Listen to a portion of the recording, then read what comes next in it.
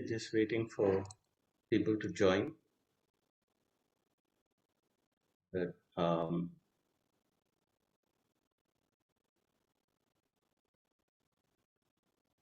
start the Mangala.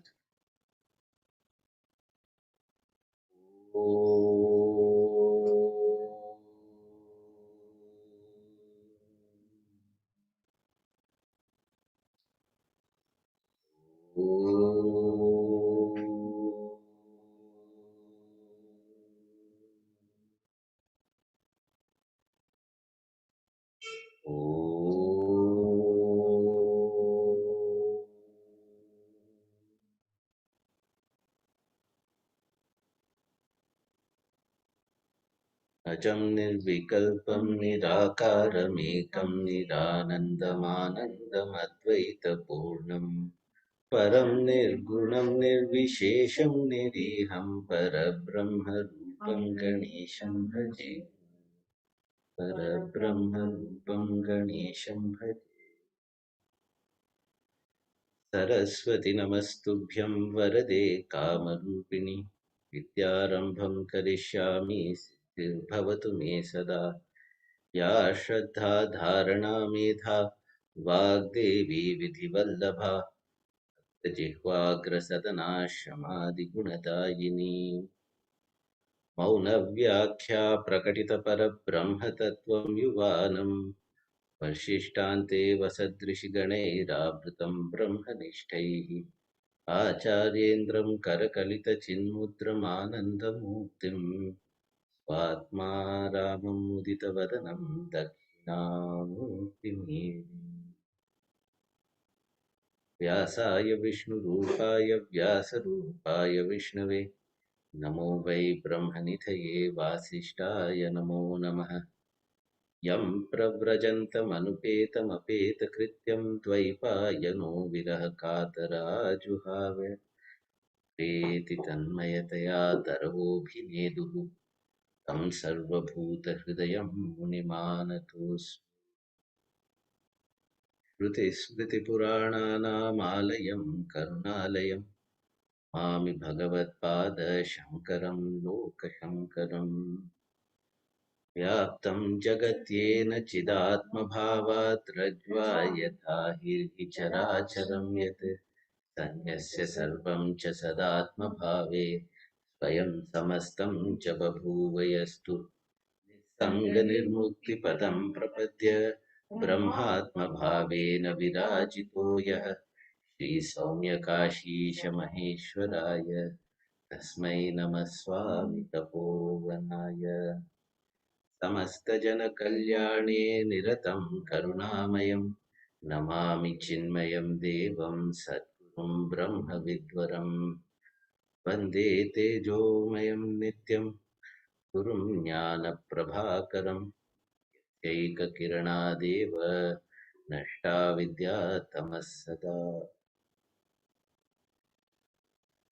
जन्माद्यस्य यतोऽन्वयादितरतश्चार्थेष्वभिज्ञस्वराट् तेने ब्रह्महृदाय आदिकवये मुह्यन्ति यत्सूरयः तेजो वारिमृदां यथा विनिमयो यत्र त्रिसर्गो मृषा धाम्ना स्वेन सदा निरस्तकुहकं सत्यं परं धीमहि धर्मप्रोज्झितकैटवोऽत्र परमो निर्मत्सराणां सताम् नित्यं वास्तवमत्र वस्तु शिवदं तापत्रयोन्मूलनं श्रीमद्भागवते महामुनिकृते वापरैरीश्वरः सद्यो हृद्यवरुध्यते प्रकृतिभिः विस्तक्षणात् निगमकल्पतरोर्गलितं फलं शुकमुखादमृतद्रवसंयुतं पिबत भागवतं रसमालयं मुदाः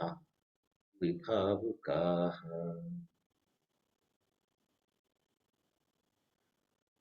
पादौ यस्य नाभिर्व्यदसुरनिलश्चन्द्रसूर्यौ च नेत्रे कर्णावाशाशिरोद्यौर्मुखमपि गहनो यस्य वास्येयमब्धिः अन्तस्थं यस्य विश्वं सुरनरखगो भोगिगन्धर्वदैत्यैः चित्रं रं रम्यतेदं त्रिभुवनवपुषम् विष्णुमीशं Namami.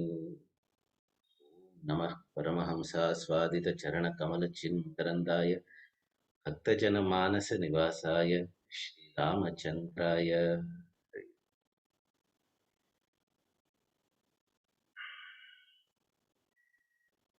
We have seen the first canto, which is the Adhikari Skanda.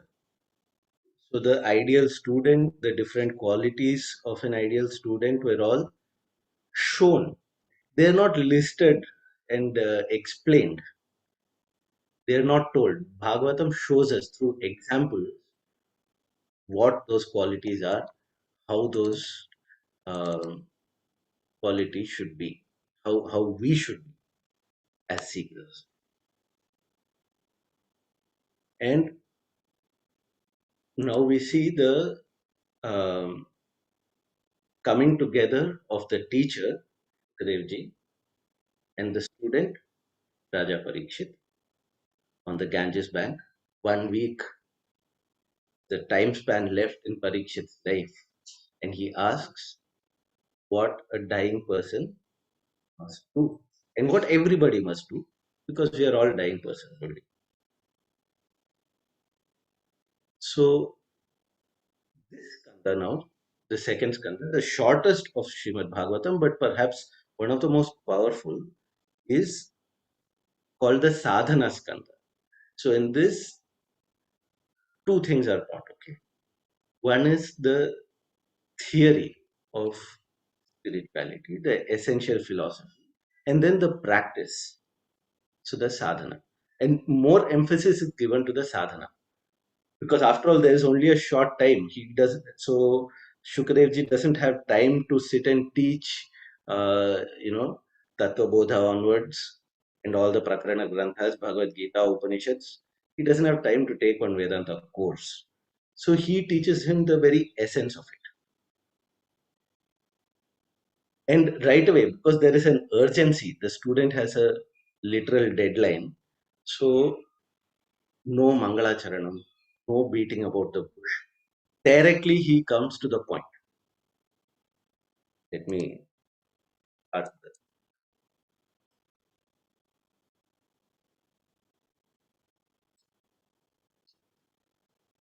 श्रीशुक उवाच वरीयानेशते प्रश्नः कृतो लोकहितं नृप आत्मवित् सम्मतः पुंसां श्रोतव्यादिषु यः परः.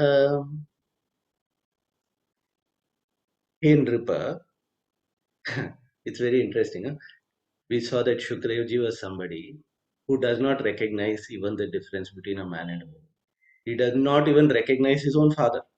Everything he saw only as Brahmamaya. Yet, when he's sitting here with Parikshit in front of him, how many times he refers to him again and again as Rajan, Nripa, Bharata. He doesn't say, oh, I only see Brahman. Therefore, there's no ignorance and all. You are only Bhagavan in another form, testing me by asking these questions. So there's no point in engaging in question and answer. No. The compassion of the teacher. He doesn't exercise or display his Advaita when it comes to the student. He meets the student at his level. And he calls him Nripa, Rajan, so lovingly again and again. He said, Variya Neshate Prashna. You have asked a beautiful question. Because somewhere the doubt may have been that there's only a little bit of time. What if I ask the wrong question? Of course, the Mahatmas are such. Even if we ask the wrong question, they will give us the answer we need to hear. Somehow they'll come back, like the cow story, the essay of the cow. They'll bring it back to that Atma Vidya only. But here he says, you have come straight to the point. So it shows two things. One, Parikshit is perfectly tuned to his teacher as a student. He is ready. Okay. And Variyan is best possible question you have asked. Because it is the essential thing to be known. You have come directly to the point. And the second thing is it is not just for yourself. It is Lokahiti. See, Parikshit has retired, right? He has given up the kingdom.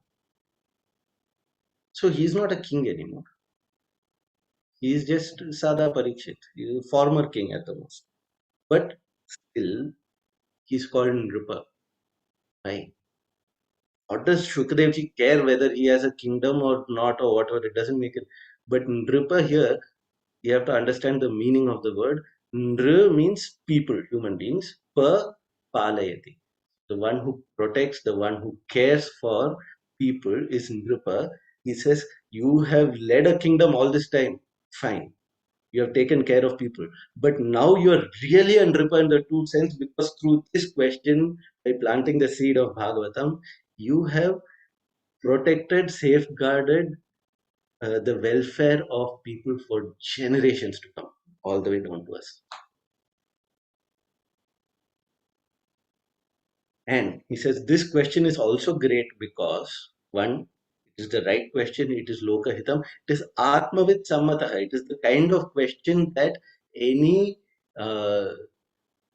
master, anybody who's established in Brahma Vidya would want to be asked. The rishis in the Upanishads do yajnas praying to Bhagavan to send students like this.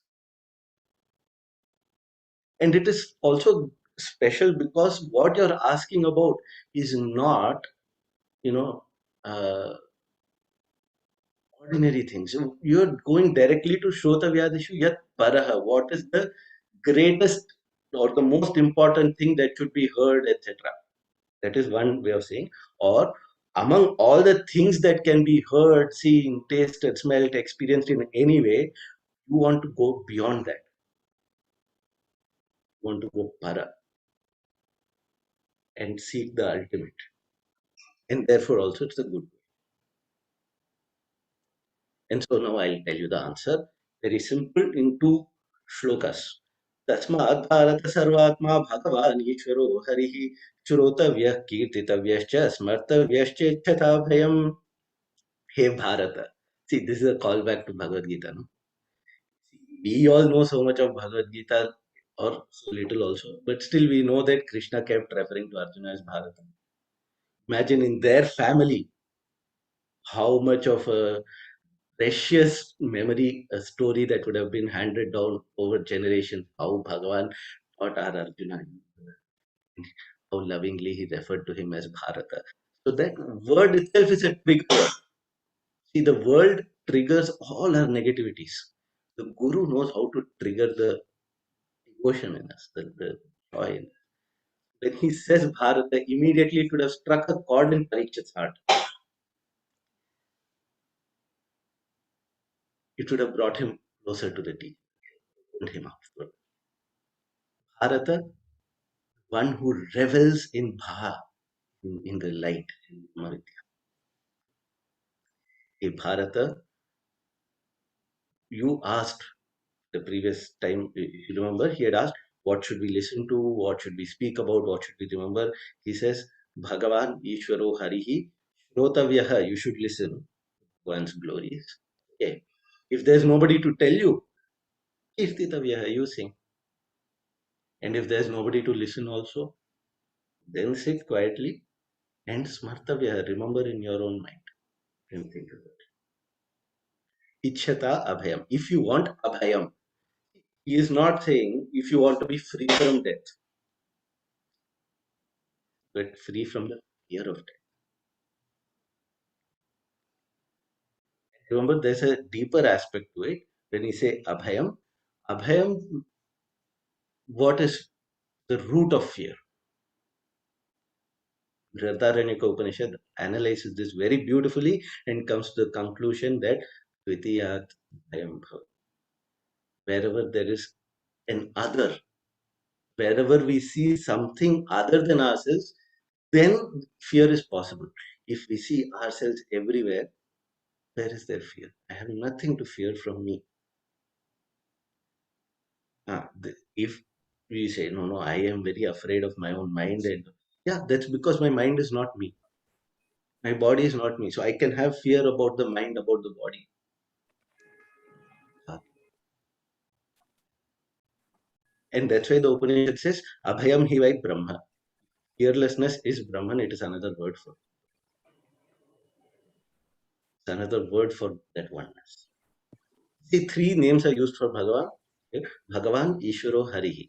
So when listening, no, Bhagavan, because he has all the glories, no, Aishwaryasya Samagrasya, what is Bhagavan?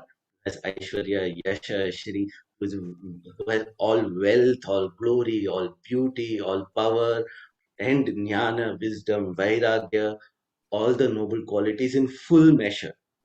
He's the ideal hero. No? So if you want to listen to a story, then a story of somebody who embodies all these qualities, naturally uplifting. In Kirtitavyaha, when we sing his glories, Ishvara, remember, he is the Lord everywhere. He's the most powerful. And so if there is any glory anywhere, that belongs to him only.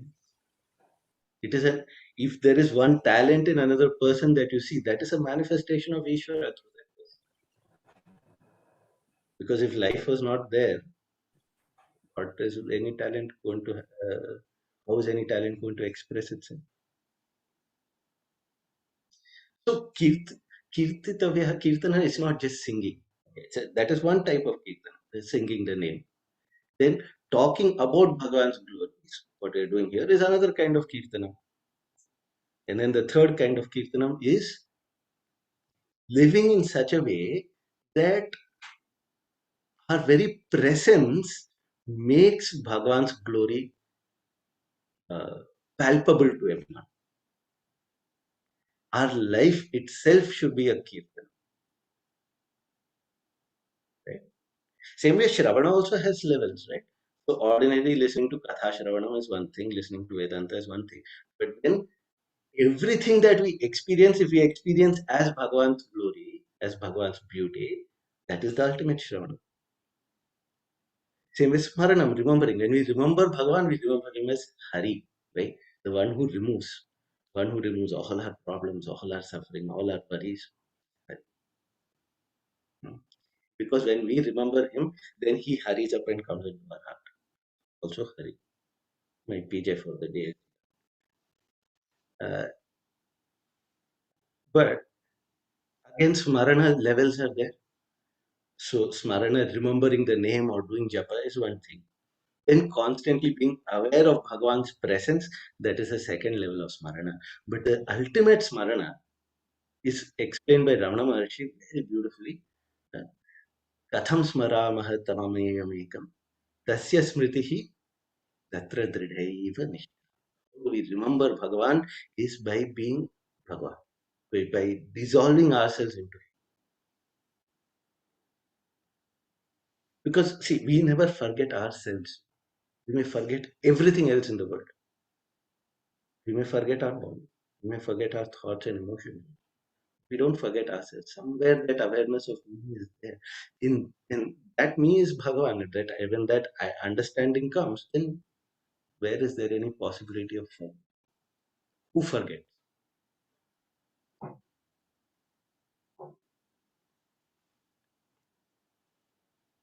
And so, Etavan Sankhya Yogabhyam Swadharma Parinishthaya Janmalabha Parapumsam Ante Narayana Smritihi. Therefore, Etavan, this alone is the ultimate result of Sankhya, all our philosophy, all our Vedanta, everything. Yoga, all the sadhanas that we do, whether it is puja, japa, meditation, etc. Swadharma Parinishtaya, being uh, established and being firm in performing one's dharma, one's duty. Right? So Karma Yoga, Jnana Yoga, Raja Yoga is not listed. However, bhakti is common to all of this.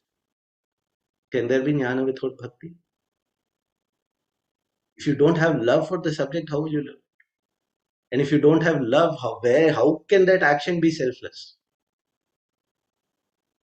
The dedication comes because of bhakti. So bhakti is the active ingredient in all sadhanas.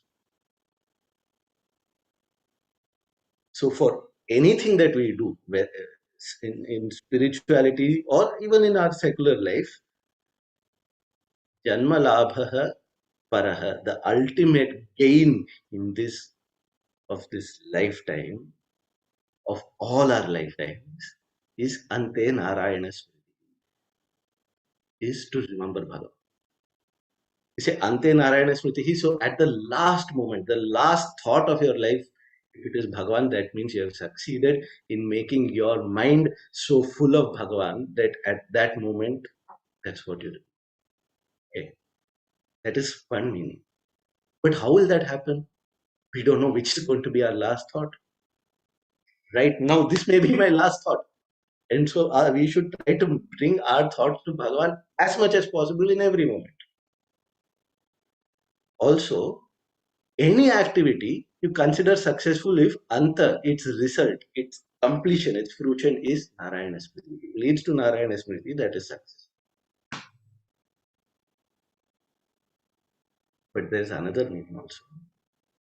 Narayana Smriti, we remember Bhagavan, but Narayana Smriti can also mean Bhagavan remember. If we live our life in such a way that at that last moment Bhagavan thinks, my bhakta is about to breathe his last, and he comes to Kurukshetra and stands there in front of you, that is Ante Narayana Smriti. Bhagavan has remembered. But then we have to be a Bhishma.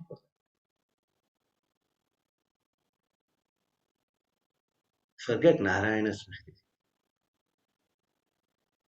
If our Guru remembers us once,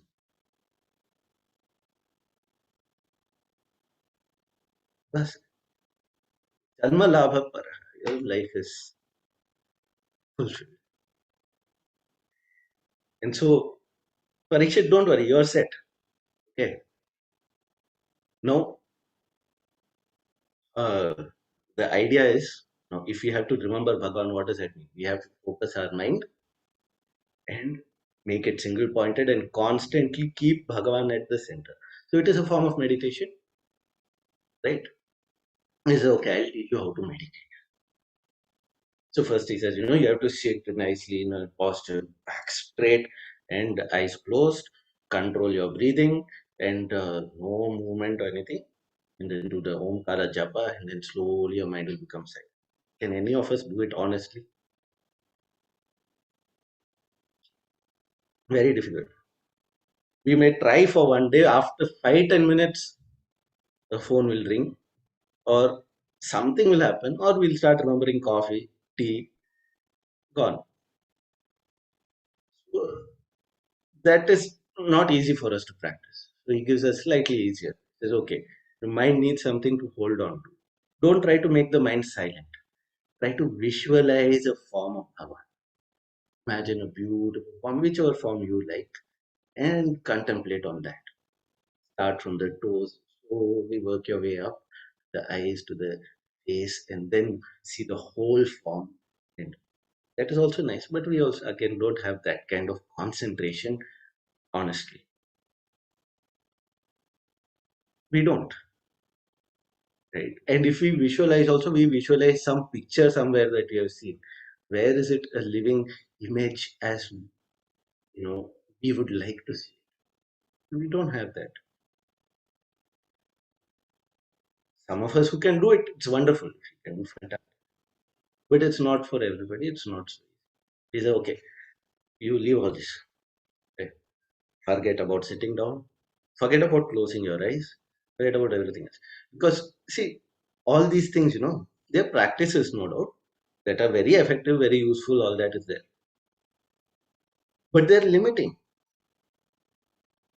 Meditation is not only the time I sit on the cushion and close my eyes, and that is meditation, but rest of the time is what? Gurudev said we have to meditate 24 hours. So 24 hours we can't be sitting with our eyes closed. We can be lying down with our eyes closed is a different matter, but sitting with our eyes closed is a little tougher. So, okay, how do we do that? So he says, I'll teach you the right. And this is very beautiful. I find it works beautifully for me. Even children can do it. Anybody can do it. It needs a little creativity and imagination. And then it is very joyous. The meditation on the Virat Rupa. He says, you see the world, engage with the world. But everything you see is here as an aspect of Bhagavan. You imagine this whole universe is Bhagavan's body. Hmm. So then each part of him you imagine as part of the universe. So one way of looking at it. He gives us various ways. So these are all examples. We can arrive at visualizing however we want. Okay. So first example is we summarize. It's given more elaborately here. I'll summarize from Ramcharitmanas. Pada Patala Sisa Ajatama. His feet are Patala Loka, the lowest, the hellish worlds. Then the torso of Bhagavan is this human world, and head is Brahmaloka. And everything else in between, no, we can slot in according to the order, the Maharloka, etc. Fine. That is one way of. But we don't know this Brahmaloka and all. Hell, we have might have had a few glimpses here and there. Even that, not in so much of detail. So that also may not be so easy for us. Fine. Imagine each part of Bhagavan as one devata.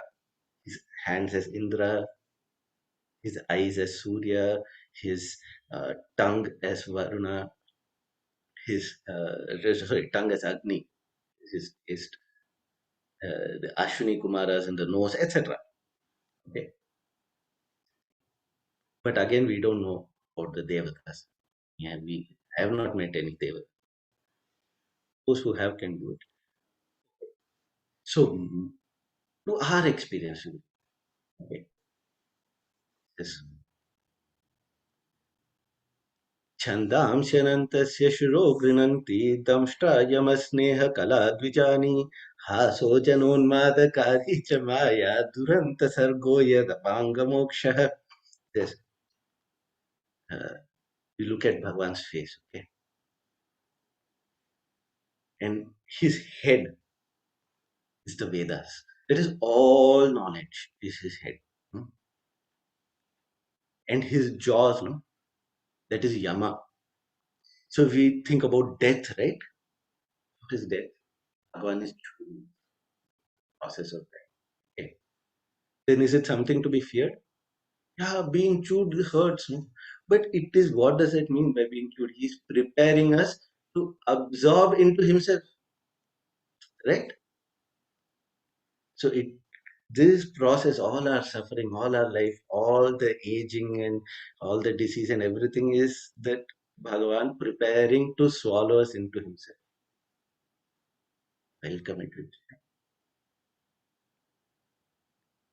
So Damprayama, but you know his front teeth, no? Sneha Kala Dvijani. His teeth are Sneha Kala. The different arts, the techniques of expressing love. So he charms us with his front teeth, and when we go in, it starts. See? Like Gurudev used to say, Narayana takes you in his lap very lovingly and then starts to sandpaper. It's like that. Slowly pulls us in with love and then grinds us down until everything that is not genuine, not real, not pure, not true, not divine is removed. And then, Bhagavan smiles.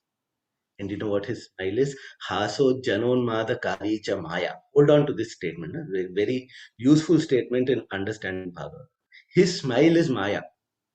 So whenever Bhagavan smiles in Bhagavatam, you can tell that he's using his maya for something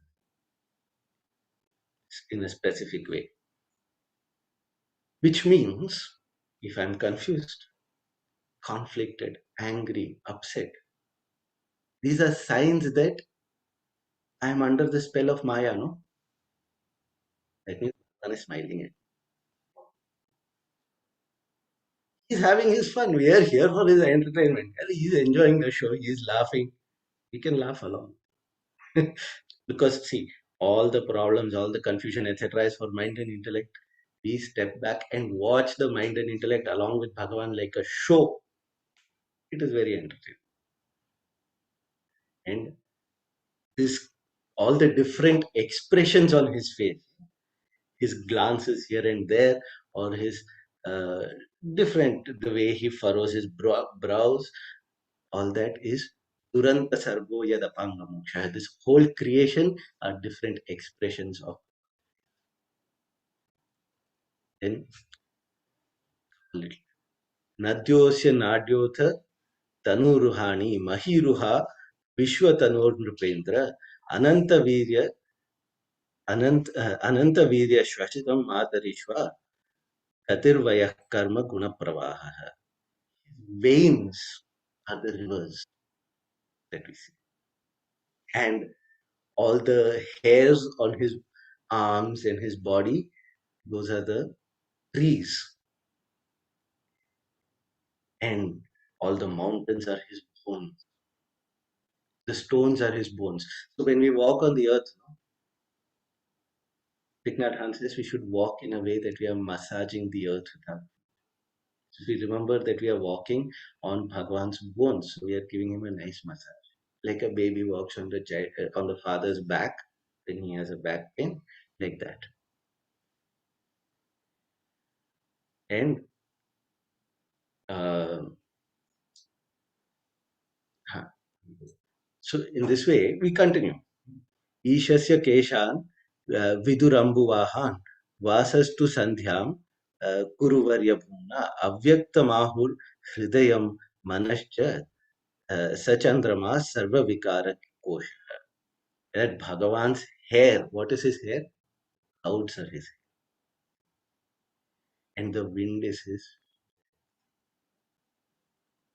And no, the sunrise and the sunset, sandhyam, vasa, those are his clothes. So he keeps every day wearing one new dress and coming to show us, and we don't even notice. Imagine how sad he is. Once in a while, we should see and appreciate. Hey, you look,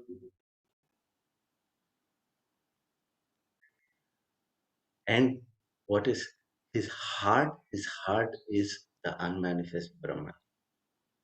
It's also said his heart is love, heart is dharma, and his back is adharma. So all conflict, because all that, everything is a part of Bhagavan, no?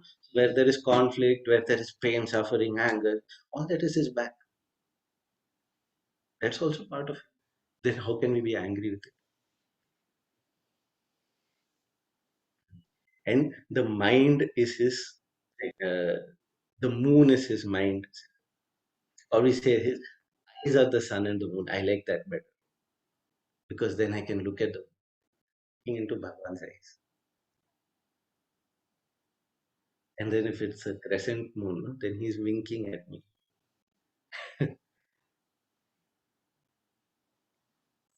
And Vayamsi tad vyakaranam vichitram. The birds are his creative arts, his expression of creativity, the color and sound. So much variety is there in the bird kingdom. No?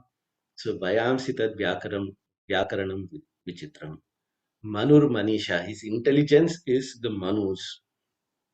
And most important, what is his home?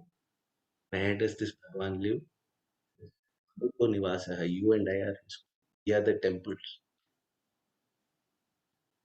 And if we have to treat this body as a temple, what do we take into it? Do we take every filthy, dirty thing of the world into the temple? No. So when we are in this body, that what we listen to, what we see, what we taste, everything we should try to make it divine as much as we can. And more importantly, in the temple every day, morning and evening, when the ritual takes place, no? So in this, once in a day, with that light of knowledge, we should try to hold it up and reveal that deity within. Let our breath be the bell that calls us into that moment. And with the light of knowledge, as we see, then that is called arati. No? What does arati mean? One meaning of arati is suffering. That's different. But arati. Rati means reveling. Arati, total reveling. So that moment when we see that divinity within, when we bring that wisdom that we have accumulated over lifetimes, recognize that divinity and for a few moments just rest in that, relax, revel. That is the real arati. And all the Gandharvas, Siddhacharanas, etc., are the music that Bhagavan plays. And the Asuras are his bravery. Because they will fight anytime. Even against Bhagavan, they fight. So they are bravery. Like that. Now we see the whole uh, of the universe and all of our experience can be divinity. If you learn to live this way, no other meditation is why you have to close your eyes. Because we close our eyes thinking what Bhagavan is not there outside, is inside. That itself is one wrong notion. So everything we see, if we can see as divine, then that is the best kind of meditation. So Sri Shuka says, this is all. This is what I had to teach you. Done. Over. Bhagavatam. But he had said that you should listen more and more about Bhagavan. No? Now, this is just the beginning. 6 and 3/4 of a day may be remaining. So, what do we do? Yes, we have to make him talk somehow, no? Because we have to listen. So, Parikshit Raja asked a lot of questions. How did Bhagavan create the world? How does he maintain the world, etc. Not that he's that interested to know those particular topics, but it makes the teacher speak. No? So, he asked one long list of questions. So, Shukdev ji says, okay, I'll start in the beginning. The dawn of creation. Bhagavan Narayana is sleeping on the ocean of milk, and then from his navel one lotus comes, and in that lotus one being is sitting there, Brahma.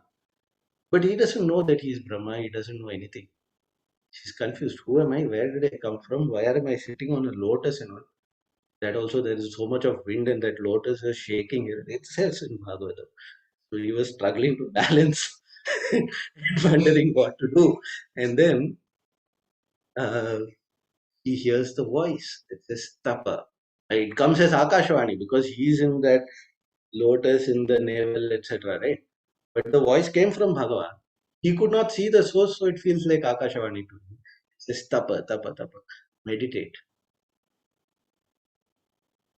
So he tried to balance somehow. That time the wind also stopped and he sat down. And here Tapa means think, contemplate, try to understand, inquire. And as he tried to inquire, then he had a darshan of Vaikuntha. And he got to see Bhagavan. And then Bhagavan told him, you are the creator, you are Brahma, you have to create this world. And you have all the powers necessary to do it. Go and do it. Now, says Bhagavan, before that, I'll do. Not saying no, but one request. When I create, no, it's a very powerful role. Not become attached to me. And I should not become deluded by Maya into thinking that, oh, I am the creator of this world, so I am the ultimate, I am the greatest. I should not forget you. I should not develop an ego. So please give me a means to remain established in you. Bhagavan says, that is easy, I'll do that in just 4 shlokas. 4. Chatushloki Bhagavatam. So this is the seed of the Bhagavatam. In 4 shlokas, it starts with Bhagavan teaching Brahmaji. Then Brahmaji teaches it to Narada, Narada teaches it to Vyasa, Vyasa tells to Shukadeva, and so on. The parampara comes. At each stage, each one is adding and expanding the same thing. But the core message is this. Okay? 4 shlokas, 4 topics. Oh, yeah, I'm out of time. So I will take up Chatushloki Bhagavatam. Clearly, it has to be done in detail. That is what Bhagavan's will. I wanted to speed through it today. So we'll complete the canto next week. Next, 2 weeks, next session. Okay. Om पूर्णमदः पूर्णमिदं पूर्णात् पूर्णमुदच्यते पूर्णस्य पूर्णमादाय पूर्णमेवावशिष्यते ॐ शान्ति शान्ति शान्तिः हरिः ॐ श्रीगुरुभ्यो नमः हरिः ॐ योऽन्तः प्रविश्य मम वाचमिमां प्रसुप्तां सञ्जीवयत्यखिलशक्तिधरस्वधाम्ना अन्यांश्च हस्तचरणश्रवणत्वगादीन् प्राणान् नमो भगवते पुरुषाय तुभ्यम् कायेन वाचा मनसेन्द्रियैर्वा बुद्ध्यात्मना वा प्रकृते स्वभावात् करोमि यद्यत् सकलं परस्मै नारायणायेति समर्पयामि हे राम राम राम हरे हरे हरे कृष्ण कृष्ण कृष्ण हरे हरे गोपिका जीवनस्मरणं गोविन्द गोविन्द